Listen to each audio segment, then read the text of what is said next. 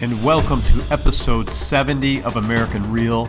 This week, we have a very special episode for you as we put together a montage of all of the episodes, including the trailers, so you'll get a little clip of each guest that we had on the show this year.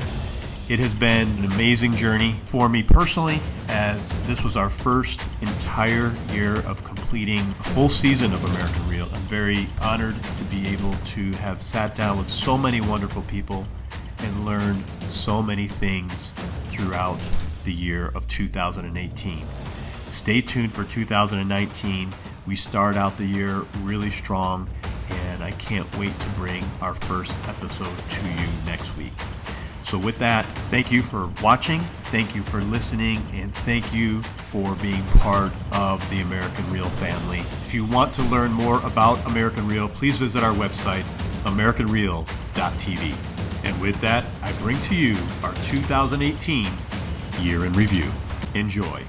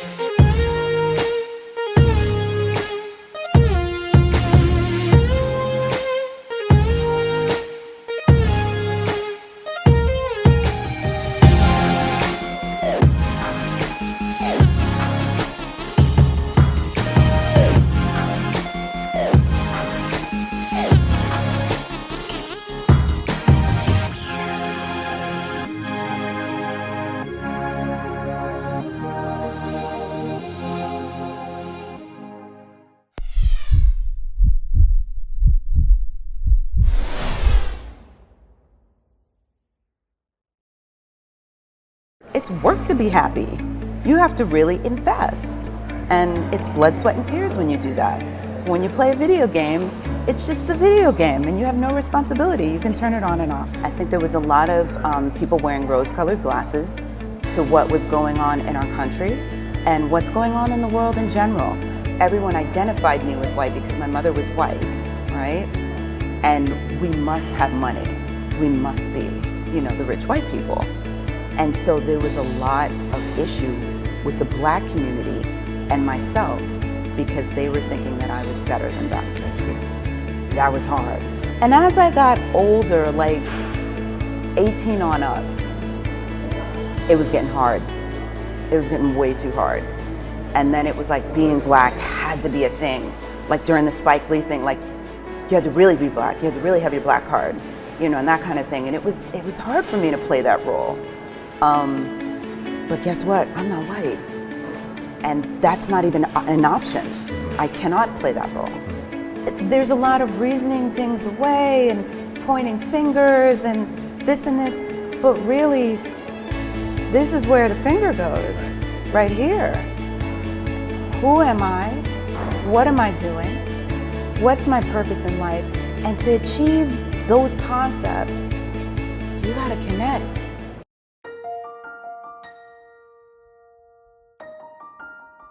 You couldn't live in a safer time than right now. I mean, health-wise, medicine can really keep you alive, and security-wise, we're an incredibly secure country.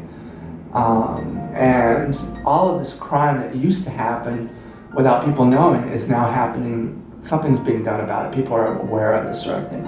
So I feel that it's a great time to be alive in this country. I think that every young person in high school should have therapy.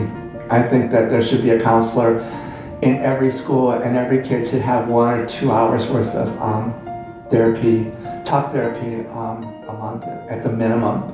Just because I think someone needs, when you're growing up at that age, you need someone to listen to you and also assure you that you're no different than everybody else. Deepak Chopra once said, it was very interesting, he said that people that are addicts are just trying to find nirvana in a different way. And when he said that, I stopped judging people that take drugs, because I understand that they're doing it because they're trying to achieve a sense of happiness. They just aren't doing it the right way, and they're sacrificing their bodies. Someone told me once to look down at your feet. That's where you're supposed to be. My great-grandfather's motto was always, never sell IBM. And so we didn't. But now, I don't know if I even have any IBM stock anymore. I have Apple.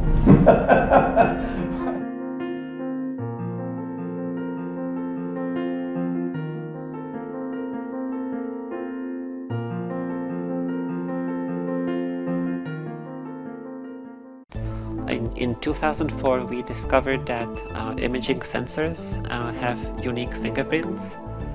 You can think of an imaging sensor as millions of pixel elements or pixels that register light, and they are not made all the same. They should be ideally the same, but they are not really. They are slightly off in how they react to light. So even if you take a picture of something that's completely uniform, like blue sky, it will not be just a constant signal, but there will be small random variations, and most of them will be truly random. Like if you repeat that shot again, it will be different, but there will be a small weak signal that's persistent, the same from image to image, and that's called the camera sensor fingerprint. And so I was lucky to be in the beginning of something big, so the right place, right time, kind of. So, and plus it was very exciting because there are many applications of hiding information in images. You can use it for copyright protection, you can use it for integrity verification to figure out that certain portion of the image has been tampered with. Yes, you can insert a mark, which is a bit stream, let's say 64 bits, into an image in a robust way, so that if you compress the image using JPEG, or if you resize the image, if you recolor the image or adjust the brightness, contrast, it's still readable, those 64 bits, and they identify you as the creator or copyright owner. It's a technology that can be easily misused, just like cryptography, and there are examples of basically criminals or terrorists using steganography.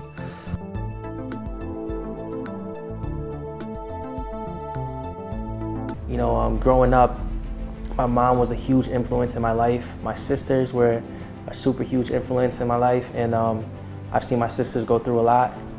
I've seen my mom go through a lot. Well, all three of my sisters are single mothers, so they've all struggled, and I know there's a lot of women out there, especially in our day and age, that are struggling and going through a lot, and I always wanted to find a way to just kind of give back. People get so caught up in being cool. People get so caught up in that lifestyle of the hood lifestyle, the gangster lifestyle, that they don't realize that they're just hurting themselves in the long run, because that's going to only lead to two things. It's going to lead to death, or it's going to lead to jail. Which road do you want to take? We can sit there and look at a social media screen all day and watch videos, but we need that time to ourselves, because it almost makes people, watching everybody else on TV and watching everybody on social media, it almost makes you want to become that person or want to live that lifestyle. I think a lot of people in life look for love through other people, and they reflect that back on themselves. So, and that's not where love comes from. Nobody can make you love yourself. You have to love who you are as a person and find the genuineness within yourself. And it takes time. It's not something that happens overnight. It took me a very long time to actually love who I was as a person, accept who I was, and not care what people thought about me. Because for the longest time, I would just care about what I was wearing the nicest shoes, or how I acted. And over time, I just realized how immature that was.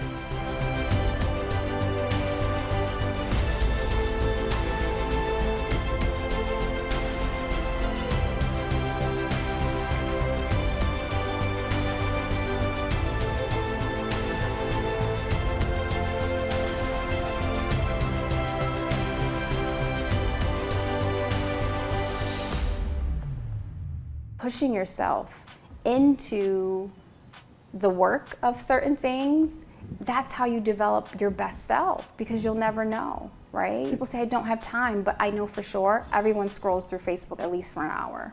I've done it. I didn't understand why God would give me those parents. You know, I would go to school and I was always praised and I was always getting awards and I was always doing great things and I always had great grades. But then I would go home and it was like Nightmare on Elm Street. I really do believe no matter how bad situations are, they're meant to propel you, only if you let them though. And I think, you know, the more we recognize who we are, we'll take the experience and ones like those, and we'll throw them away, and we'll say, this is just something to add to my toolbox of greatness. This community is great because, you know, you just don't see stuff in other areas like you see around here. You know, if there was a benefit, I don't know if you'd see the same response you would in New York City as you would the people coming out here to help each other. Not just, you know, there's people locally, athletes and musicians, that have made it big, but there's a million people that have stories. And it's gonna be nice to be chatting with them and to bring back some laughter and some banter. One day I woke up and it just clicked, you know, and I was like, I'm done. Total to date, I'm 300 pounds lighter than my heaviest. I tell people to this day, if you gotta wanna do it. If you don't, then don't waste anyone's time. When you're ready, you'll know it.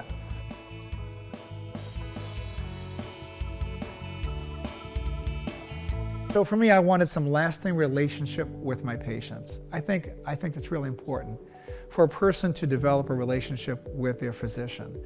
So I think you have to be an advocate. Get your lab results yourself, get your records yourself. If you don't like something, get a second opinion.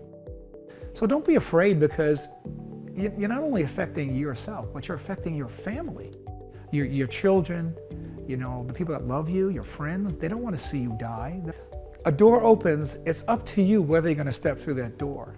And the thing that keeps people from stepping through that door is fear. And there's been times in my life, and not as many anymore, where I go back and I say, I should have did that, or I should have took that chance. Teaching is something that I knew I was destined to do. It was something I was committed to do. So then I started saying to myself, if I'm going to a different country, I'm going to learn those customs of that country. I'm going to learn at least 10 basic words in their language. Because if you can connect with your audience no matter where they are in the world, that's really essential. And so I gave the lecture, it went well, and afterwards one of the chief people said to me, your lecture was amazing, because usually we get some of the other foreign people and they talk down to us. They talk, you know, in their language, and they don't make any attempt to understand our customs and things like that.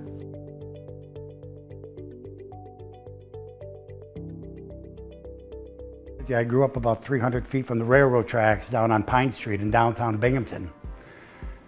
And my father raised 6 kids. So when you think about being part of this country, you think about what part of this country do you want to be. So being part of this country really to me just means be a good guy. And sometimes the simplest analogy comes down to just do unto others as you want done to yourself. So somebody that's different, somebody that works in film, somebody that works as an actor, somebody that's got a disability, this is the time. If you're really somebody special, you're really that big basketball player, you think you're somebody, that's the time, show some love. The heartbeat is the perfect metaphor of life, where it goes up and then spikes down. It goes down and then spikes back up. And it goes, it's the perfect metaphor, because you're gonna go through trials and tribulations, you're gonna go down, but then you're gonna spike back up. It's just how life works, but you have to learn how to roll with that. I'm not anywhere near I want to be, but I think that's what also makes me strive for the success that I want to become. Dreams don't define who you are. It kind of pushes you in the direction of who you want to become. A lot of people say, oh, I want to do this, I want to do that, but they just want it because other people have it. You have to understand what makes you click, what you want out of life. And once you understand that, that's when you're able to step it down and make it more minuscule and understand, all right, I gotta do this today to get to there tomorrow, and then the next day. People complain about having 24 hours a day, it's not enough time in a day. Bull crap, that's a lot of time. But it's what you do in between those times where you have free that makes a difference of if you had a lot of time in your day or not. understand the deepness of within you and why you want to do what you want to do with your life. And if you can get to that, it's so simple to set up a plan to figure out how you're going to get there. And once I realized that, life has been so consistent and so easy.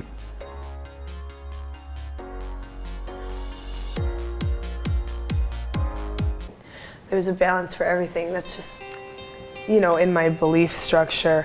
There's balance of, you know, those three things I tell you, mind, body, and spirit, but there's a work balance. There's like work and relationship balance, work and life, work and family, and your thoughts trigger things to happen, okay? So when you are focused on negative, everything sucks, my fucking life sucks, yeah, it's gonna suck because that's what you're thinking about. Humor is huge. You go back to those things that you know. And that's what I know. I'm funny. I try to be funny. I have a good sense of humor. So I use those things to get my message across, which my message being, you know, personal fitness and wellness. I would rather you feel completely comfortable with me because I'm a person, you're a person, we have a personal relationship. We're doing something super personal together. I know what it's like to be vulnerable. I'm still vulnerable now, but I've been in like really like vulnerable situations, and I think that's why I can relate to so many people. That's why I'm able to touch them. And all it is honestly being positive, shifting the way that you're thinking. Shifting the way that you're thinking is shifting the universe that's in you to reflect outside.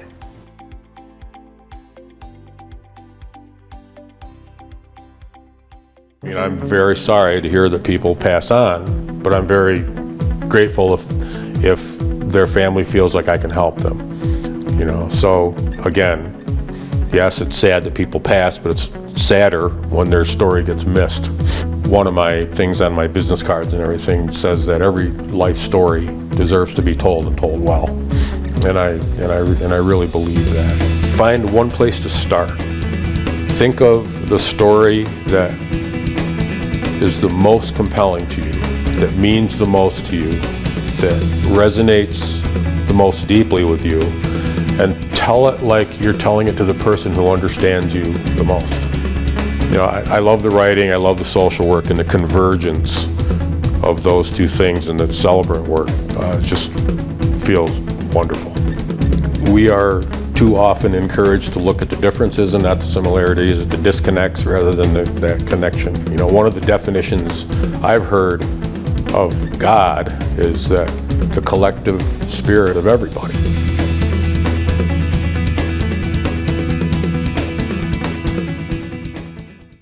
You're 30, 40 years old, and then you spend half of your life in prison, and you just wake up and say, wow, that quick, you know, my life just changed. A typical day for me was trying to stay alive. You trapped in this cycle. And it's, like I said earlier, it's very vicious, you know, and it's easy, and you can easily be sucked into it, especially when you are coming from these neighborhoods and you see nothing else but this. Now you're afraid of the police. Before, you know, the police were for you, you know, they will help you, and, you know, what's going on in our society, we're afraid to even call the cops. Most people never really spend time alone. Most people have distractions, cell phones, TV. They don't spend time alone. And the moment that you spend this time alone is where you find your truth. You know, you find out who you are. One thing I realized when you're walking in your truth, you are a mirror to certain people. People look at you and they realize their faults and where they fall short, and they say, yeah, I can't measure up to this. People are eager to change their circumstances, but they're not willing to change themselves. Everybody always wants something, but nobody want to give. And that's what I want to do. I want to give. I want to help. Don't never, you know, feel like you have to put on a facade and be fake for people. It's important to live in your story, be who you are and be the best version of yourself and be true, be honest.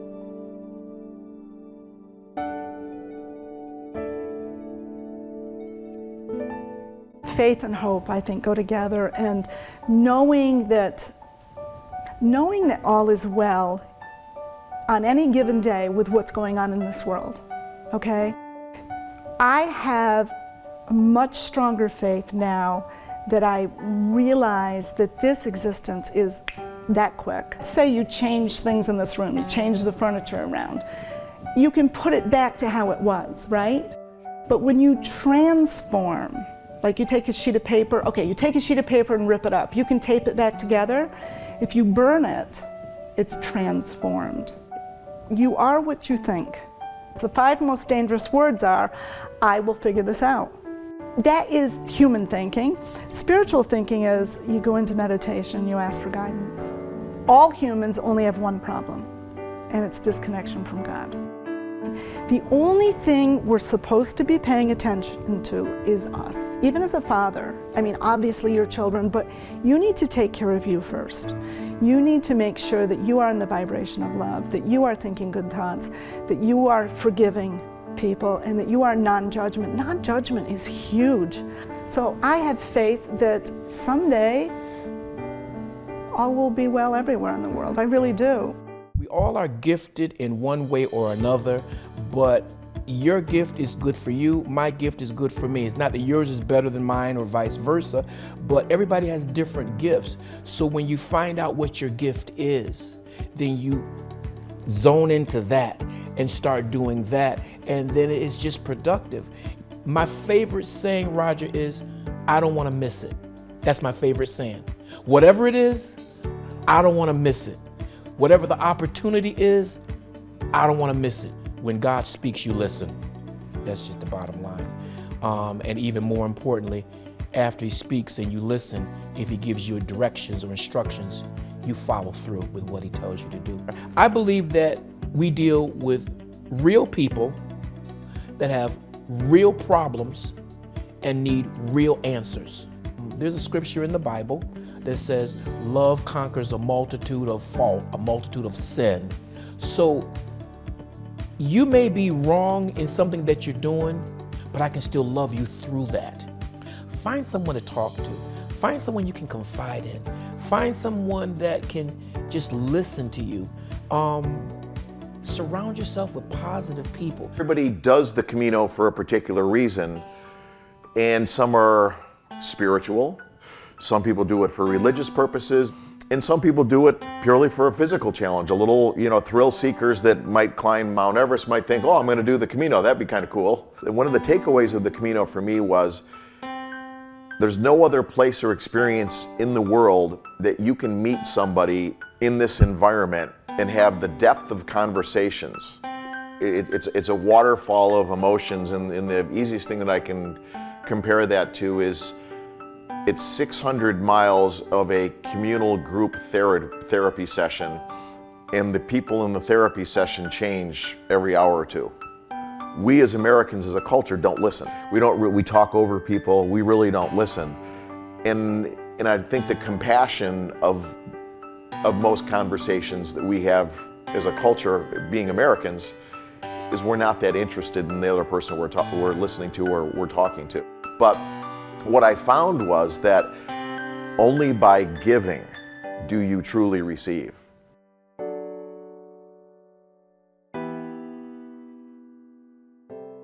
I was just always fascinated with horror movies, even as a little kid. My mom wasn't so thrilled because I would not sleep at night lots of times after watching old Dracula movies and with Christopher Lee and stuff like that. Most people think any kind of movie or TV show, it's all glitz and glamour. It's a lot of downtime. Yeah. Typical week.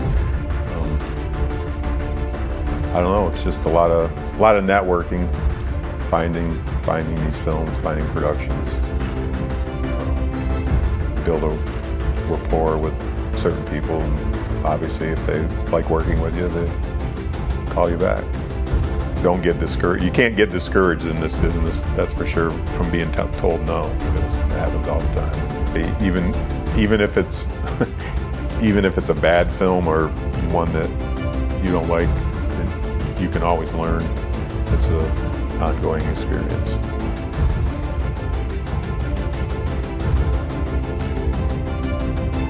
There's so many impactful points of a person's life. You can't assume you know somebody. You never know what goes on behind closed doors. I don't think there's a time you remember seeing my father without a drink in his hand or a cigarette. He was a good man. Never at one point in my life did I feel not loved. regardless of what he had going on, but you just knew. He was a hard man. I had no financial aid paperwork, and so I couldn't pay the bill. And I got kicked out of school that didn't even start. Everything I owned was in a 1986 Chevy Monza. I ended up going back to the school a couple days later, and I was standing in line trying to get some financial aid, and the track coach was standing there, and the guy, I didn't know it was track coach at the time, but he was saying there, "You need help?" And he kind of took me in and started explaining the paperwork to me and gave me the right people, and ended up running track for him. I'm honored to be able to do this job. I'm honored to be able to represent my race with a uniform. And I'm honored to be able to go out there and be able to be in a position to make a difference. I wake up every day and I'm just amazed that I get to go to work and do the things that I do, and it's an impressive feeling, and I don't think a lot of people feel that way. As an adult, you need to always keep in mind you still learn. I learn every day.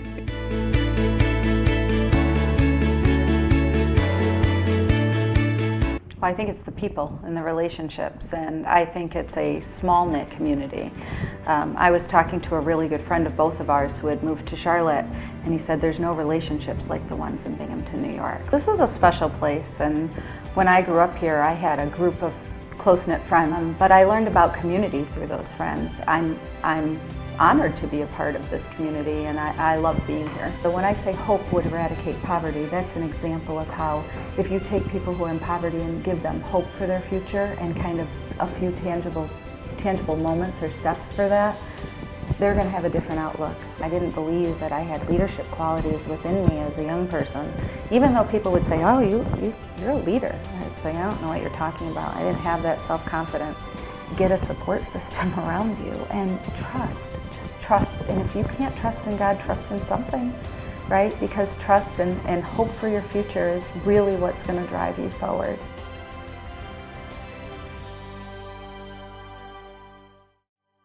So my dad's thing was education, so I don't really get how he knew a guy who didn't go to school knew how powerful it would be, and that's all he talked to me about.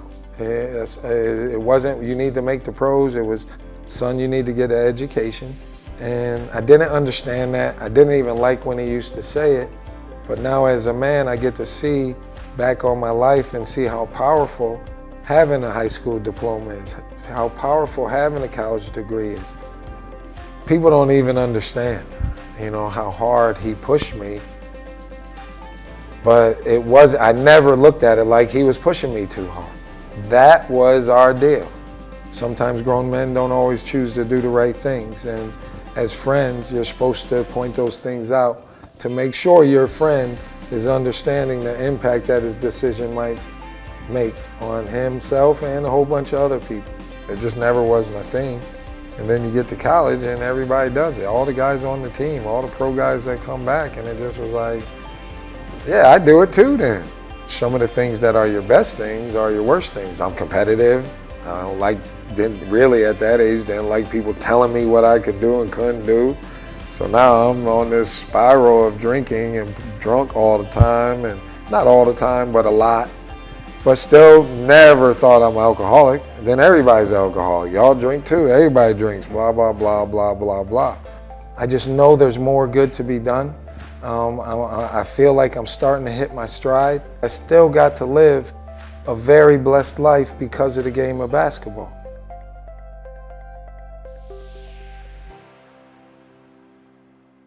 Diabetes kills more people than cancer does, because it affects every system in the body.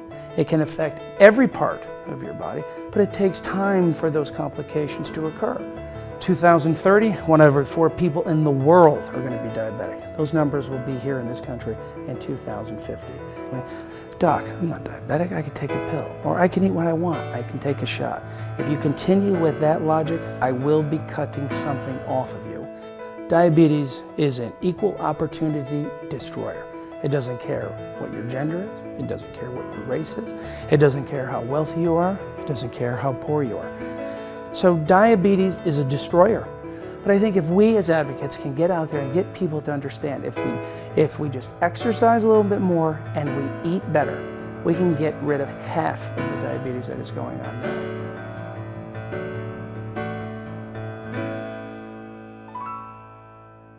Look at me as big brother, as someone you can run to for solace, for advice, for help.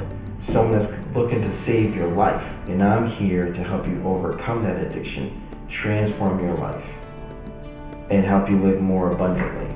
Someone is seen to be like a role model, and a kid will try to mimic everything this guy does because he wants to be, player X, and he's a great hitter, he's a great fielder. Usually it's because someone had used the product that he trusted and loved growing up, but no one knew the ramifications and how it could cause addiction. Should you be diagnosed with oral cancer within a 5-year period, the mortality rate is close to 50%. If more of them had the courage to say, you know what, I have an addiction, I would like to quit, but I don't know how. I don't know where to go. And I never want any of our guys, especially in the minor leagues, to ever feel that way. Every single time I have the same vigor and passion to try to help someone overcome spit tobacco addiction every single day. Back in those days, when it comes to adoption and giving up someone, it was easy. There was no paperwork, nothing. They just literally gave me to another couple. I wasn't really never legally adopted. Back then, she went to the orphanage home and produced her identification and showed that the father, natural father, was Jules Brooks, and she just had to sign some papers. My grandmother had set so many examples for me. Anyone that was a minority or had a physical handicap, mentally or whatever, she was always preaching that we're no different than anyone else. She's way ahead of her time, 25, 30 years ahead of her time. To love another person is to see the face of God. I always would tell people, we talk about philosophies, and I always tell people, I said, I have a simple philosophy. And I'd say, it's nice to be nice.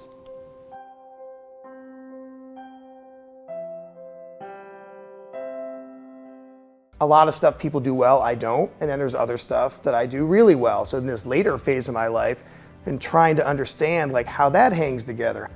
I mean, I didn't get published for years, for those of you listening. I don't think I got anything published for almost 7 years. I mean, I was writing in the dark, and some things were popping up now and again. Certainly for 2 or 3 years, couldn't even get oh yeah, we'll consider that. I mean, the stack of rejection letters I have saved is awesome. And then back then, people sent you actual rejection letters. When a person owns their own, not just can tell a story, but owns their story, it gives them more confidence and more opportunity. And you need to own your story also so that you can overcome the things that hold you back. But consistency is a thing, and I think part of understanding your story and telling your story is that you're paying attention to it. There's certain stuff you preach or talk about, and hopefully you live it.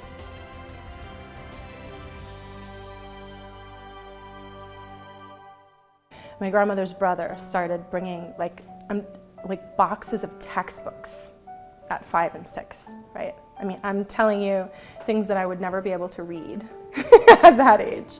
But what it did for me is, by the time I was in 1st or 2nd grade, I was picking up things like Robinson Crusoe. Reading became a beautiful escape for me, so I could imagine all these, beautiful places and kind of, wander off into the forest and, all kinds of things. Having that seed planted so young, it just carried on. And with the help of some great mentors who really helped me reflect on how much that propelled me into each new stage of my life, it just fueled the desire to continue. What we know now is that our minds are so powerful, and as long as we continue to learn and grow and reflect, it doesn't stop. I think until we authentically own and live our stories, our lives. We're just going through the motions. Owning our story is perhaps the bravest thing we'll ever do.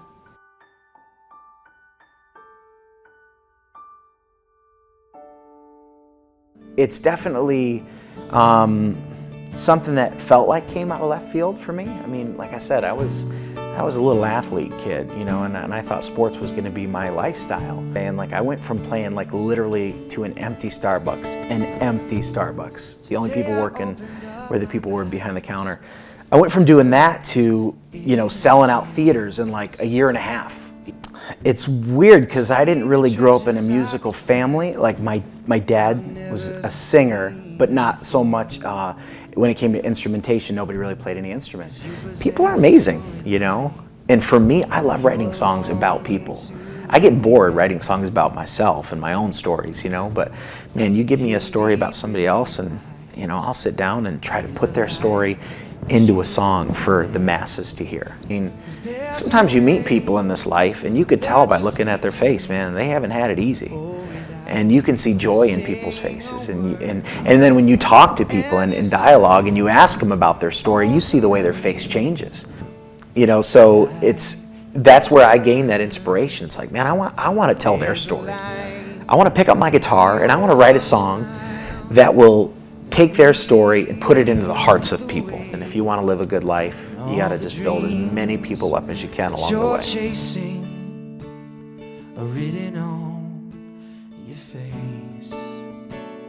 You need to grow your consciousness, right? Because we simply cannot manage something we do not know exists. With all this back and forth running here and there, my perceptions about what truly shapes us as a human being gets really specific as I go along. If you look at plants, they will grow, they will start to get taller, and it is our nature to grow. And if we do not grow, it means that we are regressing for sure. Important, but it's very important that you have to pair it up with some part of like what I call it spiritual practice. So there are two extremes.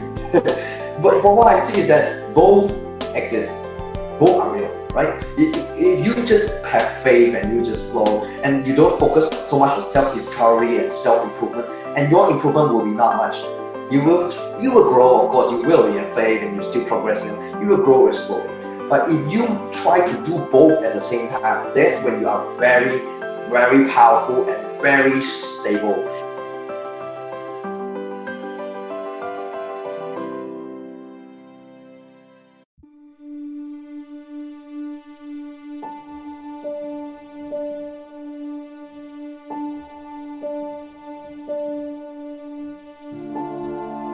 Let's talk about Hitler. How did this go on for as long as it did? You've got to understand that the Second World War cost 50 million lives, 27 million Russians. But when you talk about Hitler, I think one thing you got to understand, and I don't think one man, 100 men, 1,000 men can't kill millions. It takes millions and millions. It takes collaborators. It takes people who don't care. It takes people who take part. Now, if you want to talk about him personally, there are a million pages written on, you know, what possessed him. But I know that anti-Semitism and the ideas he put forward were not original. This racial anti-Semitism, where he said you don't have a right to live, actually started in the mid-1800s. And then how did they convince people to do this?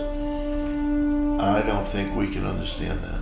When I was a kid, I've always had kind of these two sides. I love science and nature and just obviously just super drawn to that. But I also I think, have a pretty strong business sense. As long as I can remember, I've just been fascinated with animals. I haven't, but if people would be more introspective and be like, okay, well, why don't we be more like nature, more like the animals, and work within their parameters, you could be so cohesive. Personal success is when you work at something and it doesn't feel like work. Your alarm goes off and you're not dreading it. your alarm goes off and you wake up excited. The complexity I think that people have with each other, that complexity doesn't exist with pets. You're making the decisions day to day to solve the problems day to day, but the decisions you make too, you need to think about sustainability and what's your decision today going to do and affect 10 years from now.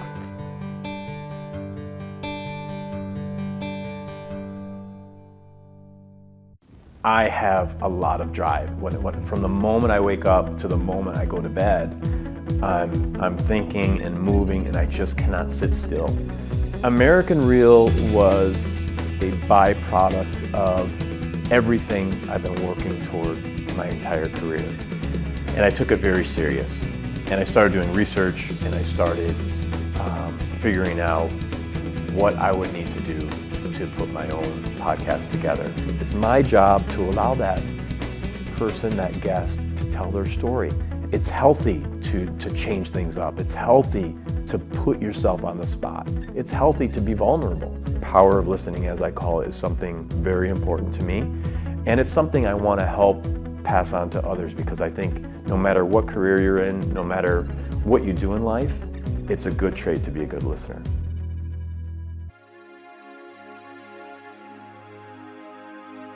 Four years of college, 2 years of theology, in my sixth year, almost finishing, I had doubts, self-doubts. It was more a lack of self-confidence.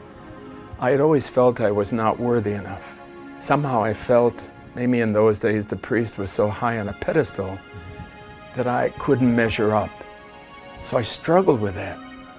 I've come to accept myself as I am, as a man who is very much a part of the Catholic Church, but also who knows that my experience has made me go not beyond the Catholic Church, but to see that there's a greater spiritual bond that I have with all people. When I thought, what more can I do? How can I go beyond the borders of my own diocese to be a missionary? Our life is about others. That's why Dr. Martin Luther King said it well. He said, the most urgent question in life is, what are you doing for others? When you can look into the eyes of everyone around you and see them as your sister and brother, then a new day is begun.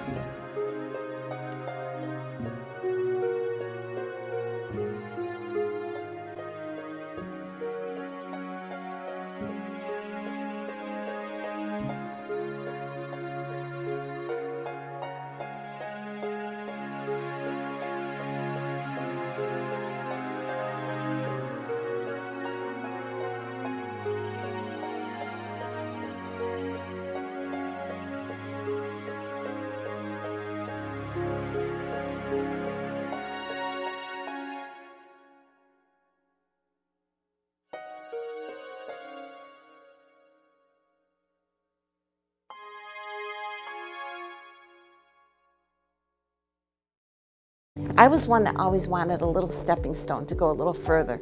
So I started in radiology, went to market research, marketing, and then I got a sales job selling computers to doctors. So I ended up as the alumni director at SUNY Broome, again, getting my foot in the door. I was thinking, what do I have to give to the greater community? And I thought about, they say that older people have wisdom, but I don't think they necessarily have wisdom because they're so seasoned and pure and they do everything perfectly. I think people have wisdom as they grow because they screw things up. I think wisdom evolves by making your mistakes and seeing other people make mistakes.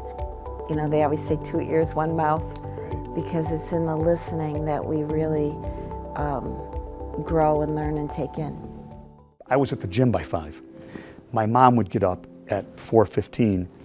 We'd have breakfast. Then she'd drive me to the gym before I went to high school for my first training session of the day. I mean, it's not just lifting weights. I would visualize in the morning, in the afternoon after training, and then at night before I went to sleep, because your subconscious is more open when you first get up and when you're heading off to sleep. Everything that we do is a matter of perception. Everything that we see, right? Because we don't see with our eyes. That's another great lesson I learned. We don't see with our eyes, we see with our brains. The best way to lose a race is to focus on the person next to you. You take your eyes off of your own path, you're distracted. You've got to stay focused. You can always tell a good leader, because a good leader will put those underneath them in a good position and look out for them. Bad leaders will take people underneath and use them to make themselves look better. It's a big mountain, you know, and it's a giant top of it, and it can fit lots of people. You know, there's room for everybody. Actually, I come from a Mayan family, so I started to work when I was a little kid, when I was 7 years old. My parents used to say, you know, if you want to do something, if you want to make your dream real, you have to work hard. And I left them, and I went to work with different people in different places in Guatemala. So I was working hard, and many people, you know, like looking at me like, it's not that kids who used to pick up the trash, you know, the garbage, and people couldn't believe that I was that guy. You know, you can be poor economically, but if you are rich inside, you can do whatever you want. And my advice to your people, to you do it. Try it. And there where you will see if you can or not, but you have to try it. I'm a naturally shy person, but in front of a crowd, it's like something happens. So I thought, I'll be a music performance major. I'll go play in a symphony. One of my friends was a music education major, and so she said, you know, maybe you should try thinking about that. You really hate this, you're miserable, I can tell. And you know, you're not having any fun, you're not enjoying your instrument anymore. And so I kind of looked into that, and I switched my major my second year. So it really ignited something in me, and how you can take someone, you know, from point A to point B, C, and D, and you're guiding them. It's like this privilege you have when you're educating. So for me, that's how I kind of literally fell into education. Success is a lot of hard work, and it's a lot of just never giving up and, you know, putting in that work. It's like a magic formula for me.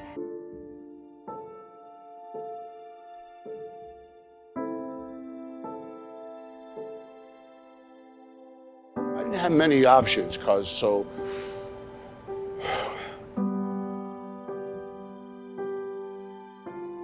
luck, you know, luck's got a lot to do with a lot of things in life. Growing up in Philly, we didn't have accountants, doctors, lawyers, football players to idolize. You had to idolize guys that had respect, and they were the wise guys. Listen, I didn't grow up with murders. I didn't grow up reading about this one got whacked, this one got killed. What I grew up on is when my uncle walked into a room, boom. Got kissed, handshaken. So that's the people we idolized, and to a sense to be, maybe one day we could be part of that inner circle. If you can please 50% of your people, you're ahead of the game. I'm always shooting for that 100. Will I ever get it? Probably not, but that's my personality. So do I enjoy my success? No, because I'm not successful. I'm still the guy cooking out of a basement. You're seeing Christ, love. Now, that's love, real love. Without real love, you have nothing. Everything else is fake. Words cannot ever express what God really is. People can take kindness for weakness, you know, but always believe that a giver will never be poor. Celebrate your moment.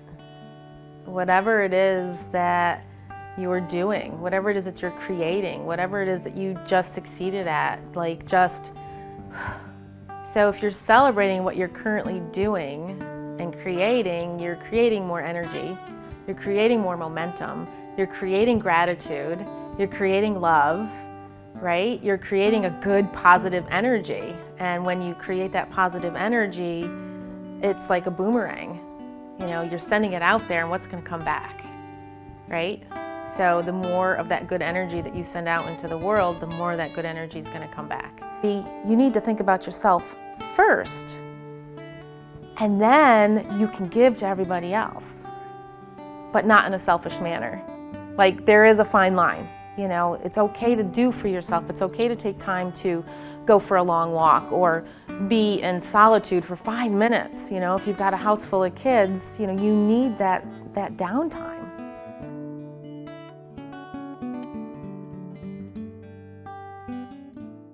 It was a Tuesday night, it was in February, it was freezing cold, I was exhausted. I was in the back of a trailer and I literally had a meltdown.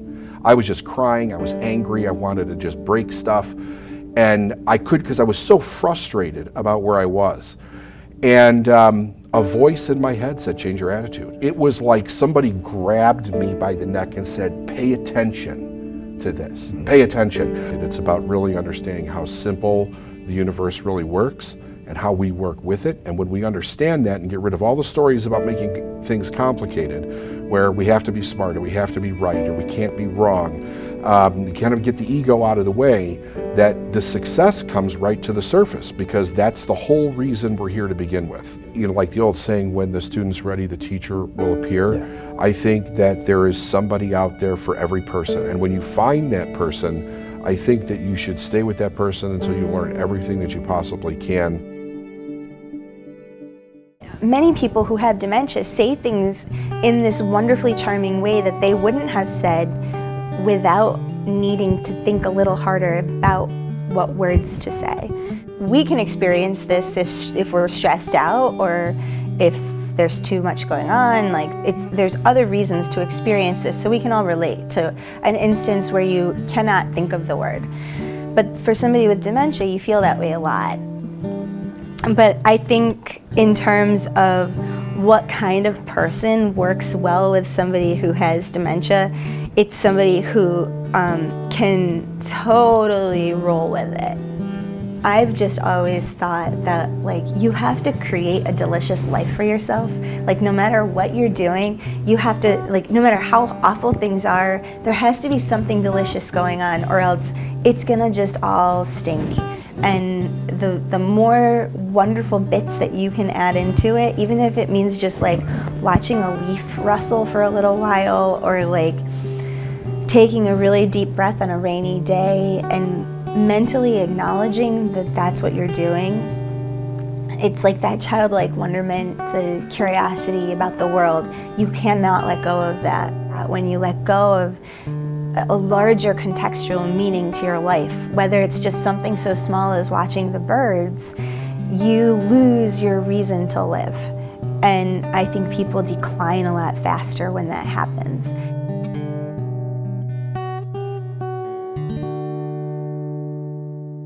I've always been an entertainer. From my earliest days, yeah, I can remember, first grade, my mom, she'd bring the old ladies over and she'd put me on the coffee table, put a spoon in my hand, I'd sing to all the ladies. It's on my mother's side, they sing, they dance, they play music, they're just always happy with the lively arts. And a lot of it had to do with me putting myself out there. Talking to like the Philadelphia Inquirer, hey, I want to write up. Who the hell are you? I'm Johnny Alonzo. Well, that's kind of a cool name. Okay, we'll do a write-up on you once. And then, needless to say, people know who I was after that. That's it. And taking classes nonstop, meeting new people in your classes, because there's always somebody that knows just a little bit more than you. I'm always looking to better myself. And not just try to get on the next level of acting and try to beat that actor. No, I'm trying to find ways to better me with my craft. And, it's craft, guys. Always go. Your job as an actor is to audition. If there's an audition, go. That's your job. That's your job. Just go and do your best and never be inferior. Never be afraid. Living in South Jersey, I attended Temple University. My parents stressed education, the knowledge of how to deal with money. They stressed humor, and we had a family that stuck together. But I went to summer camp every year. So I learned how to compete against other people without my parents. I was in a bunk with 10 guys.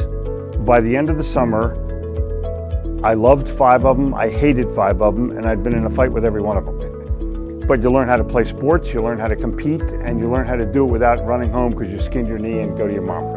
It was at the time of the Vietnam War. I missed the draft because of the lottery numbers. I had no plan. I've written about it. Some things are just not goals. I never made a plan to go to Europe. It just happened. One day I just said, I'm pissed off. I don't want to do what I'm doing. That looks like more fun to me. I'm going to try that. This is pretty interesting.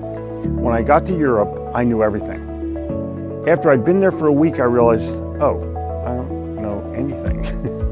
And I decided that I was going to learn something new every day. Some goals are met, some goals are not met. But when I began to sell in the 70s, I realized that I loved it. And so I just made a mental note that I'm going to be the best salesperson ever. I didn't make the goal until after I loved it. And my philosophy is, if you don't love what you do, then get the hell out.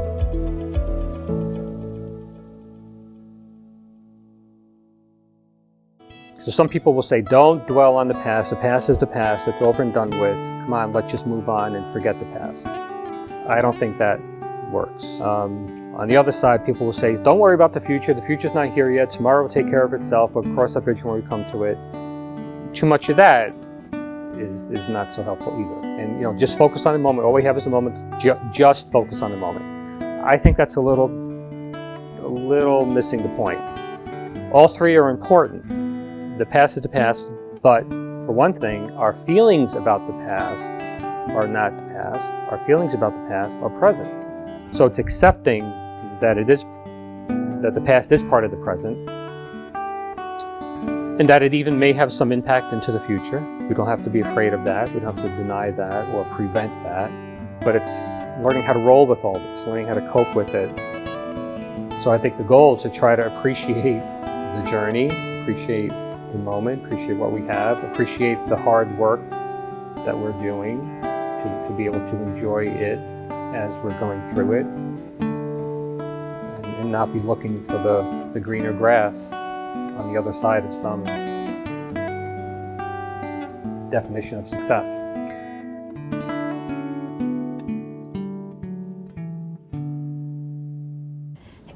Everything that I thought I wanted felt like it was being stripped away.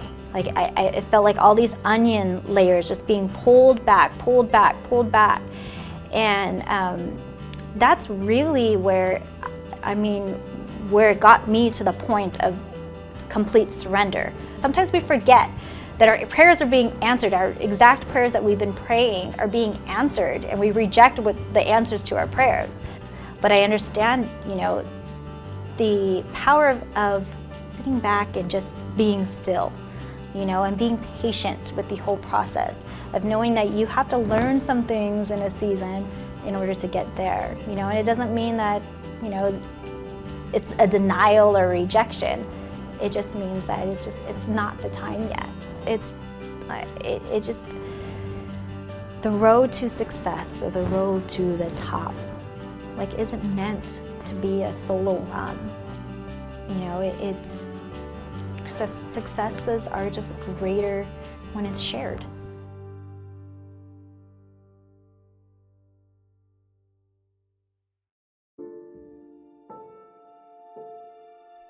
So there was an episode in All in the Family that stayed with me for years and years and years. And one time, Michael, Meathead, and Archie were working, at one point in the series, Archie had a bar, or he was working in Kelsey's bar, I think. And they went downstairs to get some stuff to bring up, and the door closed, and the store got closed. And so Meathead and Archie were stuck downstairs in the basement all night long. It's the basement of a bar.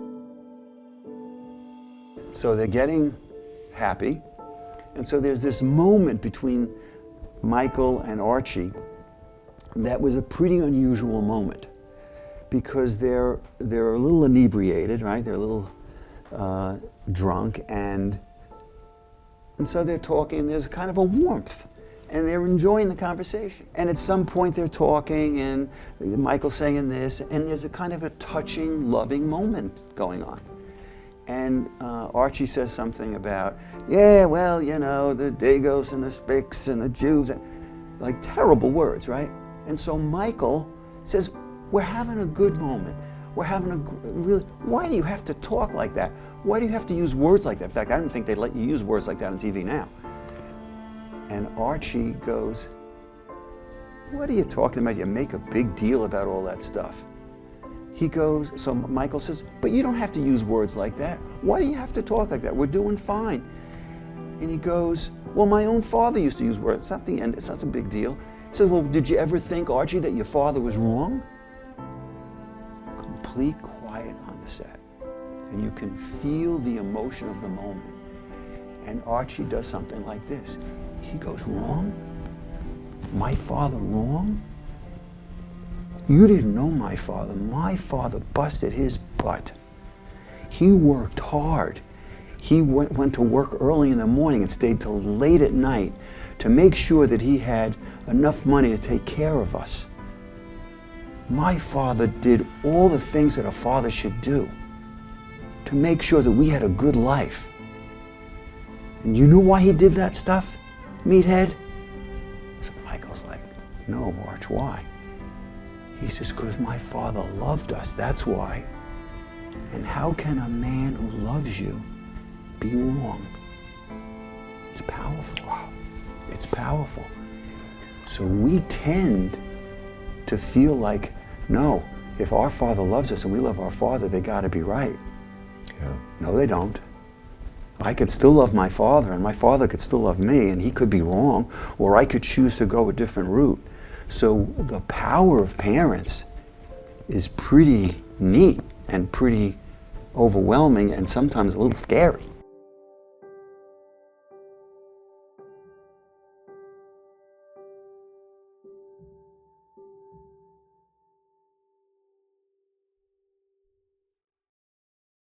The way I look at it is, if you look at medicine, medicine was a duct tape, patch-up job even up to 20, 30 years ago.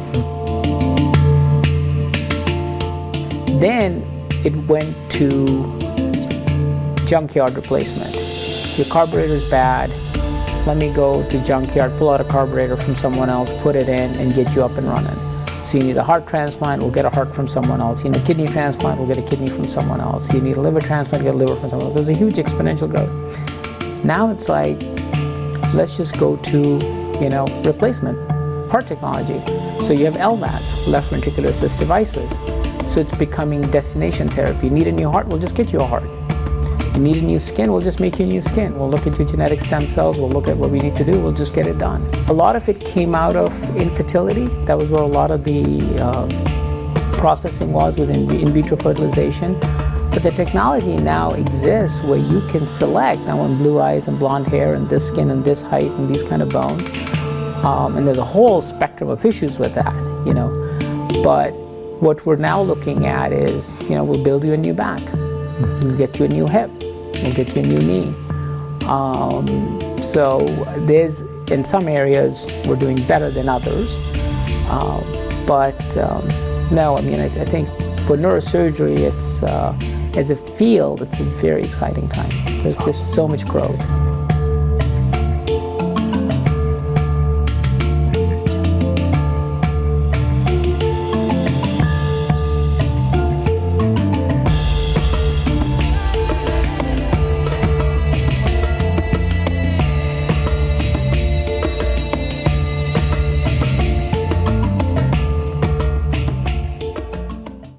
I think I was always interested in comedy and always interested in humorous writing and stuff like that. Once I started, once I went to my first open mic, I just knew that was it. I just couldn't not do it. The joke that I used to make, which was very true at the time, and it's becoming less true the more I do comedy, but I used to say, people go, oh, you're so comfortable on stage. How do you do it? You're so comfortable on stage. And the little joke I would have with myself was like, well, I'm equally uncomfortable everywhere. So it kind of doesn't matter if I'm on stage or not. And when I'm in it with the audience, I just feel the most like myself. I feel very free on stage in a way that I don't always even in the rest of the world. It's kind of opposite. Like most people don't want to speak publicly or are afraid of that sort of thing. And there's something about me and my constitution that's what opens me up. Through doing comedy, I've been able to unlock all these really cool things about myself and about the way that I want to be in the world. So for that reason, it all clicks, and I feel like I know that I'm on the right track.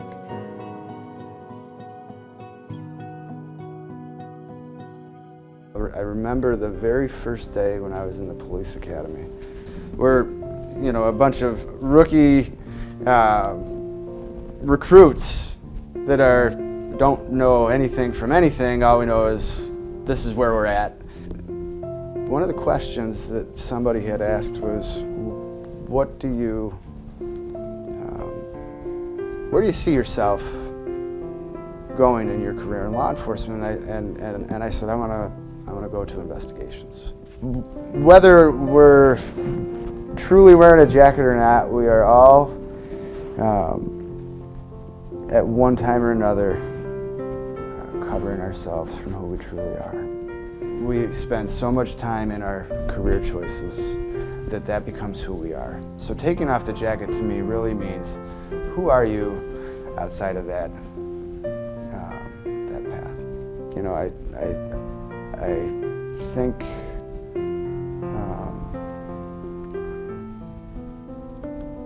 that we have a society that has a lot of things that we're struggling with. Kids are our most vulnerable population. And I think that that's an area where we can make the biggest impact. And we can change directions for people. So that's the best time, I think, to be a positive influence is when somebody's young.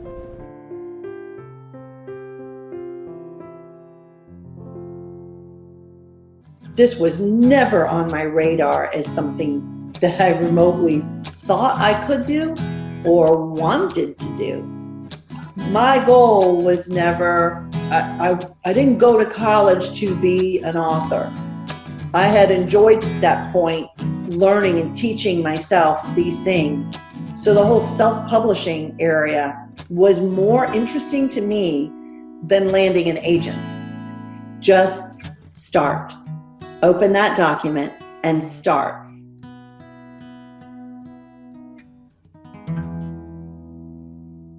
So it's very interesting how life happens the way to bring you to where you're supposed to be when you're ready to show up, right?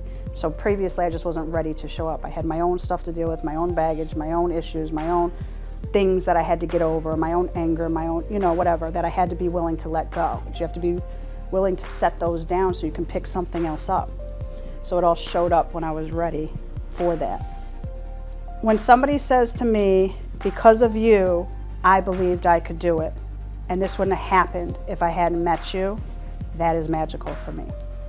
Knowing that everything I went through, everything I had to learn, all the tough lessons I had to crawl through were all worth it if somebody else is able to say, I changed this because you made me believe I could.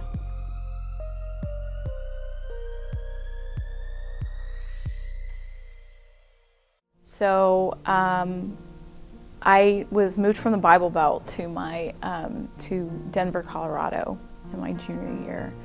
And it was just the worst time to move from something where I had my established friends and, we had our life and I had my church group and I had, to what is almost a completely different environment. And so unfortunately I got more focused on doing other things than going to school. And so I was kicked out of public school for not attending and went to a Christian private school and finished, but never got my degree because I lost an entire semester's. So that for me, I just thought, okay, that's just who I am. That's what I'm capable of. My mom had a friend visiting from out of town, and I didn't even know this woman from anything. She just came in and she just sat down and she said,